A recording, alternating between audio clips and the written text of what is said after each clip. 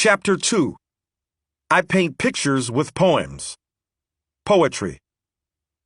As strange as it may sound, Jay-Z is an underrated rapper. Yes, he is recognized for his swaggering self-confidence and astonishing verbal gifts, but he is not nearly as celebrated for his vivid and extremely sophisticated romp on poetry's playground of metaphor and metonymy, simile and synecdoche. He is Robert Frost with a Brooklyn accent, Rita Dove with a Jesus piece. Jay is a past master of American poesy. He composes in the recording studio with the tools of verse at hand. He is an architect of sound whose rhymes satisfy the ear. He is a painter of images whose visions flood the mind's eye. He sketches verbal blueprints that map the black experience onto American rhetoric. As he makes his way to the recording booth, Jay stumbles over discarded stanzas, fumbles with multiple forms, trips on loitering tropes. He chisels away at the air until sound becomes sense, and words are sculpted from mumbles. Meanwhile, Jay is ambushed by double entendres, and instead of turning them over to English authorities, he plays judge and jury and gives them long sentences. Jay's lyrical cleverness masks his deep intellectual reflections on the world and on black culture itself. Jay's claim in Moment of Clarity, that I dumbed down for my audience to double my dollars, is a misdirection of sorts. Moment of Clarity is one of the clearest explanations of the logic behind his approach to making commercial music with intellectual heft. Jay asks his listeners to study intently his body of work, from Reasonable Doubt to the Black Album, on which the song appears. He promises them that if they'll listen close, you'll hear what I'm about. Jay realizes that the knock on him is that he treads water at the shallow end of the pool. In order to get his audience to at least hear what he has to say, and to discover how well he can handle the deep end, he has to first get them into the water, that is, sell records.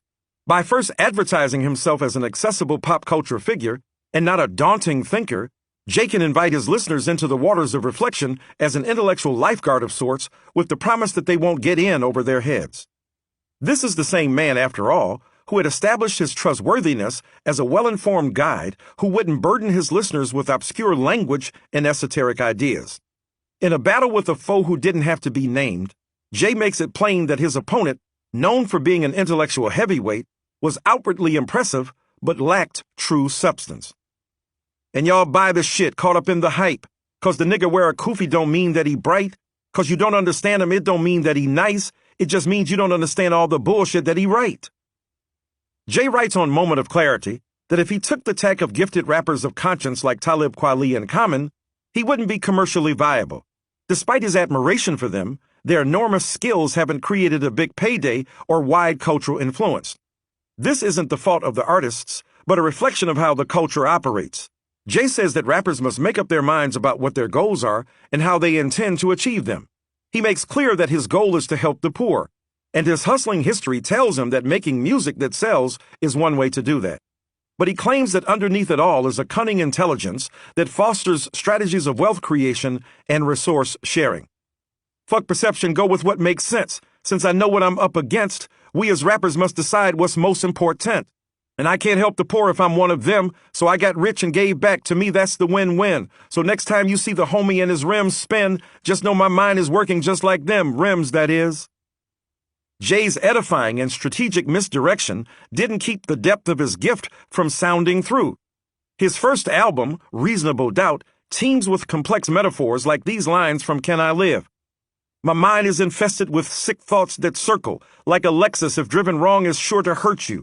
Dual level like duplexes in unity. My crew and me commit atrocities like we got immunity. And his rhymes revel in intricate wordplay, like this from The Evils. She said the taste of dollars was shitty, so I fed her 50s. About his whereabouts, I wasn't convinced. I kept feeding her money till her shit started to make sense. The eye more easily captures the meaning on a page or on screen, in hindsight, after careful reading, but the ear must hear the lyrics repeatedly to get their full meaning. Such is the nature of Jay-Z's craft.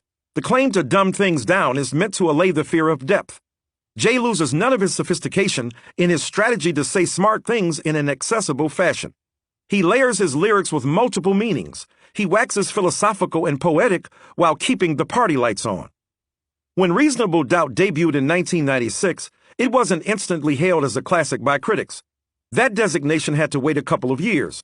In 1998, Source magazine, the hip-hop Bible at the time, revised its initial rating of 4 out of 5 mics, and gave the album a perfect 5 mics. Neither was the album eagerly snapped up by consumers. Reasonable Doubt wouldn't garner platinum-level sales until 2002, by which time Jay-Z had become a big star. From that point forward, he left nothing to chance. Jay learned the lesson not to wear his learning so heavily. His strategy to obscure his erudition as he spoke his piece had many aspects. It was a matter of modifying his themes. Jay made a calculated effort to disguise his intelligence by scattering his philosophical reflections on life amid lyrical nods to the good life in clubs or cars. It was also a matter of proportion. For every Minority Report reflecting on Hurricane Katrina, or Young, Black, and Gifted, a colorful indictment of white privilege, there were many more of I Just Want to Love You, Give It to Me, a gleeful ode to bacchanalia and booty. His approach was also a matter of placement and priority. Jay has made quite a few B-sides, songs not released as singles or deemed to be hits. These efforts afforded Jay greater freedom to explore his wide-ranging interests without fear that his complex wordplay or rich literacy might scare listeners away. Many of these songs contain the eggs he places on each album for aficionados to hunt for true lovers of Jay's sophisticated poetry to seek out. A vibrant example is 1997's Streets Is Watchin', where Jay reflects on his divine destiny as he negotiates the treacherous code of the streets. Was this a lesson God teaching me? Was he saying that I was playing the game straight from hell from which few came back? Like bad coke, pimp, or die was my mind frame back? When niggas was thinking simplified was turning cocaine crack, ain't a whole lot of brain to that, just trying to maintain a stack.